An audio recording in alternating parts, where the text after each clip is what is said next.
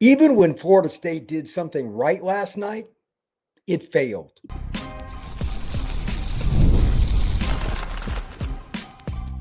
You are Locked On Seminoles, your daily podcast on the Florida State Seminoles.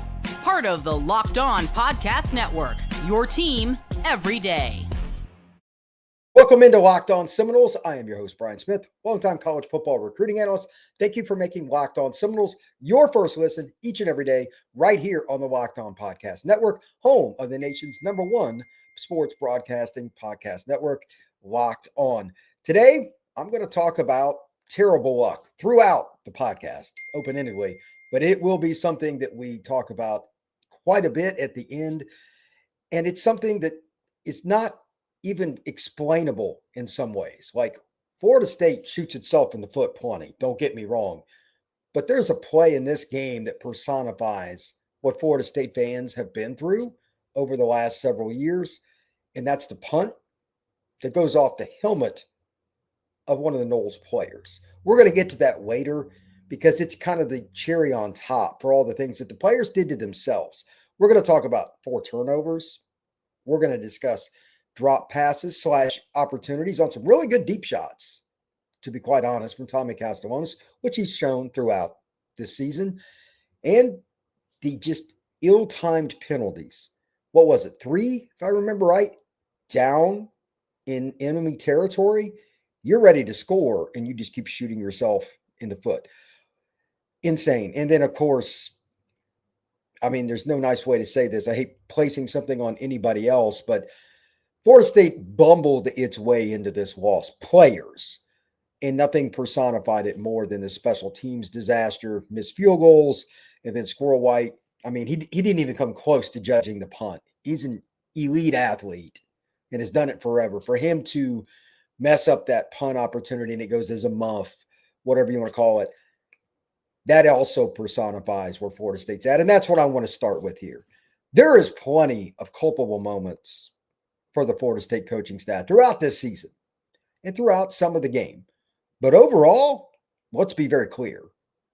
Florida State outcoached NC State last night and still lost by double digits. I want you to let that soak in for a second. Now, what do I mean by that? NC State's offense couldn't do very much against the Noles, and I'm being kind. Despite not 1, not 2, but 3 runs on interior runs that shouldn't have happened, that they got gash plays. They never hit a home run ball over the top. That was just an incredible play. They never hit a 60-yard run, nothing like that. They held them in check for the most part. They get the muff for a touchdown late. That's a gift. So they basically scored 14 points. If you give an opponent 14 points on the road, I don't care what situation it is, etc., Norvell or any other coach would sign up for it in a heartbeat.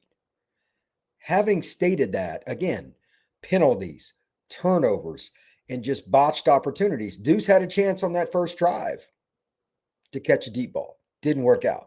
Micahi Danzy, I know it was pretty good coverage, but he had one inside the 5. Money ball from Tommy. Didn't catch it. By the way, Micahi Danzy did not have a catch last night. That is the one coaching thing. Like, that can never, ever, ever, ever happen with somebody that talented.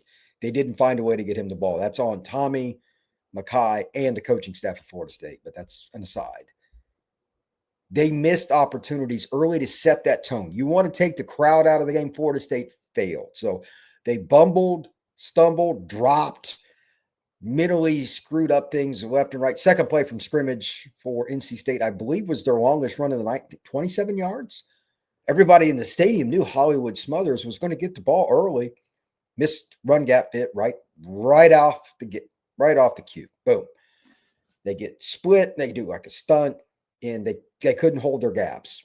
They were even in the right place. They just physically got beat at the point of attack against an awful offensive line. Florida State found all these things, and they still kept NC State out of the end zone on that drive, but they don't do anything on their opportunity because they give it away, the missed passes. Because Tommy was hot early. Like, he was throwing the ball well, but the drops don't help. NC State gets the ball back and then just bleeds like that annoying death by a million cuts kind of drive by NC State. That was their best drive. They score, Florida State gets a field goal, etc. But FSU should have been up 7-0, and the whole tenor of the game changes. And it's not. And that's a microcosm of the season. First off, hats off to Tommy on some of those throws, like second and third down throws to Lil Wayne, etc. early. Despite the drops, they were in a pretty good spot. And then all of that, and then he gives it away, gets just a little bit of pressure. Instead of sliding and waiting for somebody to come open, what does Tommy do? Jumps and throws the football. Are we serious? Really? You know what I mean? It's just like you have to find a way as a senior quarterback, even if it's taking the sack, late down the middle. What does that almost always mean? Interception. Jumping while getting hit, throwing late down the middle. These are the kinds of plays that personify why coaches struggle. Because Florida State, I believe it was 387 they had on the night. It's pretty good. It's a lot of yards. Over 5 yards a carry. You had 11 points because of plays like that. Drop passes in the red zone. The throw by Tommy. The penalties. Florida State is the most inept in the clutch type situations team in the ACC. Conservatively, just the ACC, and I'm being kind. Out of the teams that traditionally win a national title or compete for it, Florida State's dead last. It's amazing. They completely outplayed NC State for 90% of the game. But in the big play category, NC State dominated Florida State. They didn't turn it over. 4-0. Florida State lost the turnover battle. 4-0. They didn't have penalties and stupid drops and things like that down in the red zone. And above all else, they just stayed within themselves. Florida State did not. So with that, the overall thought here is that Florida State just got in its own way again. But the ironic part here, and as hard as I am on Florida State staff, and a lot of fans are probably going to yell at me for this, but the following is still true. Last night's game against NC State is far more on the Florida State players than it is on the coaches. They didn't drop the football. They're not telling Tommy to throw a jump pass late down the middle. That's a player problem. And it is not them committing just goofy penalties. It's not. They game planned it pretty well. And then at the end, of course, think about the last 5.5 minutes of the game. Let's shift to that for a second. Florida State is in a scenario, they're down 3, forced to punt. And this is what I was talking about at the beginning. On top of everything else, ad nauseum, it's Florida State's fault they're in this boat, but they got a chance to get the ball back. Terrible, not a bad, a terrible punt by NC State is so bad, you call out whatever Florida State signal word is, and the players scatter, and it still hits KJ Kirkland, who's doing exactly what he should be doing, running away from the punt returner, and it hits him in the helmet so hard in such a way that the ball goes all the way back to the line of scrimmage and the punter gets it? Terrible luck is a kind way to define that. For the love of mankind. When we come back, I want to talk about the sequences after that and just kind of how it wraps into Florida State being 5-6. That is next on Locked On Seminoles. Today's show is brought to you by our friends at FanDuel. The NBA is back, and there's no better place to get in on the action than FanDuel, the official sports betting partner of the NBA. Even if you missed the start of the game or just want to hit the hot hand for whoever it is in a game, FanDuel has live bets on everything from who will score next to fourth quarter comebacks. Plus, you can even combine live bets that you put on FanDuel into a same-game parlay for a shot at a bigger payout. For instance, in the NBA, speaking of hot hands, my Pacers haven't had many. They've been absolutely abysmal. But even in a given game, there are guys that will go 2-3 scores in a row, whatever. There's different ways you can do that for a parlay. So It keeps every game exciting, especially when your team's making a late push in the fourth quarter, which we all know the NBA is famous for. And right now, FanDuel is giving new customers $300 in bonus bets when your first $5 bet wins. Head to FanDuel.com, sign up, and play your game with FanDuel, the official sports betting partner of the NBA. Thank you once again for making Locked On Seminoles your first listen each and every day right here on the Locked On Podcast Network. I'm Brian Smith, longtime college football recruiting analyst, covering Florida State football in a bevy of different ways. We're going to be talking about a recruiting and portal coming up, maybe a coaching change. Who knows? I've kind of given up on figuring out what's going to happen with Florida State there. Like you and everybody else, I'm going to wait and see. But please like and subscribe and become an everydayer if you have not already. With that, back to the point of the last 5.5 minutes. It really is odd. Like, KJ's a good player. He's a great kid. It sucks for him that the ball goes off his helmet and you're in a bad spot. They do force another punt, though. It's not going to be ideal. You're going to get the ball inside your own 15, but you're down 3.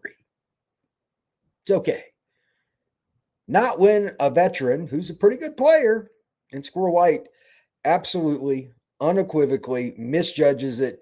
And at the last second, instead of saying, you know what, I've misjudged this, I'm just going to let it roll. Couldn't do it. Tried to catch it face up, hands up, and it hits off of him. He misjudged the football. There's no nice way to say it. He just flat misjudged it. You got to eat your pride there and let it go. You're going to get yelled at anyway because you can't let that happen. Don't compound the problem by catching the football basically over your head on a punt. And he does. And of course, he doesn't catch it. It's called a muff, not a fumble, but same result. It's a live football. NC State hops on it. A few plays later on 3rd and 9, Florida State's defense finally succumbs to a really missed opportunity. If they hold them to a field goal there, you know, maybe very unlikely, but they score a touchdown. And essentially the game's over there. But in 2 possessions on punts, you have the worst luck possible. Again, that's not KJ's fault. He's nowhere near the kick returner. And he still hears what, again, I don't know what code word FSU uses. And he runs off. The punt is so short. It is so bad. It still hits him. And not only hits him in the helmet and bounces literally all the way back to the line of scrimmage. You can't make this stuff up. And then when you get the ball back, at least you think you are going to, and it's a pretty decent punt. Next one, well, it's pretty good. You're truly highly skilled athlete who's a senior muffs the punt. And then after that, you know, you're just thinking, how could we have screwed this up? Oh, but wait, we did. Not trying to pick on him, and it's ironic. CJ Bailey played at Chaminade Madonna. Edwin Joseph also played at Chaminade Madonna. Ball right in his hands. Right in his hands. That's before the muff punt. Dropped it. What is my biggest pet peeve? If you get interceptions, you must make them. They'd have had the ball 1st and 10 with 2 minutes plus, down 3. These are the kinds of opportunities that Florida State has allowed themselves to just watch go by over and over again. Again, the defensive game plan was pretty good. And technically, I'm not surprised at NC State's inability to score. This happens sometimes.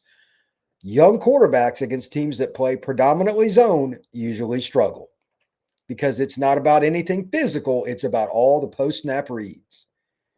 It's why a lot of coaches love zone coverage. Free shots, just like the one that Edwin Joseph had at an interception.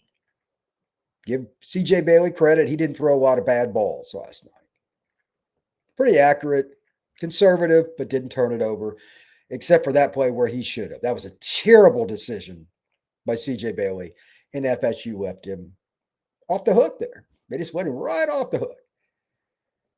So you had 3 critical errors. One was bad luck. I guess it's not even I'm not going to blame KJ Kirkland on the ball hitting off his head. That's just bizarre. but it's still going to look that way to people that didn't watch the game. Whatever. You can't miss the interception, and then Squirrel muffs the punt. The final little thing, I know it's not fair to the defense. They got to get a stop there. That can't be a touchdown. But all these things are a microcosm of how you played pretty well defensively for the vast majority of the game and still didn't deliver. None of the three areas of Florida State's football team delivered against NC State. Here are a couple other notes that I have just in general. Then I have a couple questions to wrap up. I'm not going to go into this too much further. Number one, running back rotation is the weirdest I've seen in college football ever. There is no consistency at all. If I'm a running back at Florida State, at some point, I would literally collectively get everybody together and walk into the running back room and say, what are we doing? There is no consistency at all with Coach Johnson's running back room. None. That's got to be from head coach through the running back coach. There's something goofy there. Every week it's different. I know that they boldface lie to us in the media in general about these injury reports, but there's no consistency there. That needs to be addressed. And then secondary on the defensive side, even early in the game, for those that don't remember from earlier this week when I podcast about it or didn't look at the stats, Hollywood Smothers, he's very talented, by the way. He'll play in the NFL, had -2 rushing yards against Miami. And I get it that Miami's defense is better than Florida State's, but it's not as different as what we saw last night. And here's what I mean. I put down 2 words on my sheet, and I didn't put offense next to it. I didn't put Hollywood Smothers. I didn't put anything. And I knew exactly what it was because of the nature of how much it drove me nuts watching the game. I watched it this morning. I went to go watch a Florida State recruit last night. I'll get into that in a second.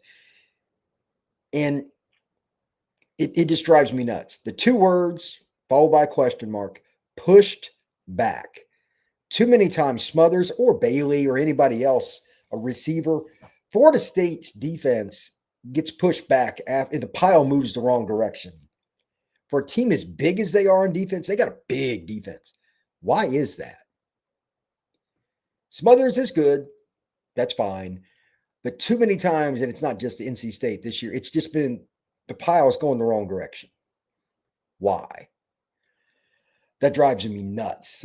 Florida State is not lacking athletic skill. They are certainly not lacking girth. And there's too many of those short yardage situations or a receiver falling forward, whatever. It's really annoying. So penalties, missed opportunities on deep shots in particular, drops, the horrible throw and decision by Tommy on the interception early, and the penalties like down in NC State. So all these things accumulate into one thing, and that's an L. Florida State's last road win was in 2023 in the Swamp. How ironic. That's where they play this next weekend. Unbelievable. So before I wrap up, I'm just going to say that I'm not advocating for the Florida State coaching staff have done a great job in this game. They would have played better if they did. But the critical plays, minus the KJ Kirkland thing, again, that's just goofy. Those are on players. Nobody teaches a quarterback to throw deep, down the middle, late, jump pass. Nobody teaches receivers to drop passes that were thrown in their lap. Nobody teaches Edwin Joseph to drop interceptions. Florida State just is the definition of a non-clutch football team. And if you want to throw that in any way, shape, or form, partially at least, on the coaching staff, go ahead. But the NC State game was lost by the null players. And for the record, I still want Norvell gone. This podcast has nothing to do about that. Just wanted to look at this from a singular game perspective. But they just beat themselves in a way even Florida State hadn't this year, to a level that, because they played pretty well. They outgained them by like 100 yards and lost by double digits. That is hard to do. So anyway, that's unfortunate. Last night I went to go see Carter play, Dexter Carter's kid, Devin Carter. Unfortunately for me, he was in a walking boot. Just want to report that. He's the wide receiver from Douglas County up in the Atlanta area. he was in good spirits and all that. I don't think it's a severe injury. He was precautionary, taking the night off. His team won. They will advance. But I didn't get to see him play. It sucks, but whatever. Saw some other kids that Florida State will offer. It's a really talented team. But nonetheless, Devin Carter did not get to play last night, and that sucks for me because I really wanted to see him in pads because I've always wanted to see what he looked like outside of being in 7-on-7 kind of events. So with that, I will be back Sunday with more Locked On Seminoles. But once again, Florida State drops a game that they should have won. Should have won by double digits and lost by double digits to NC State. They go down 21-11, and the misery for Florida State and its fan base continues. We will see you again soon on Locked On Seminoles. This has been another depressing post-game report.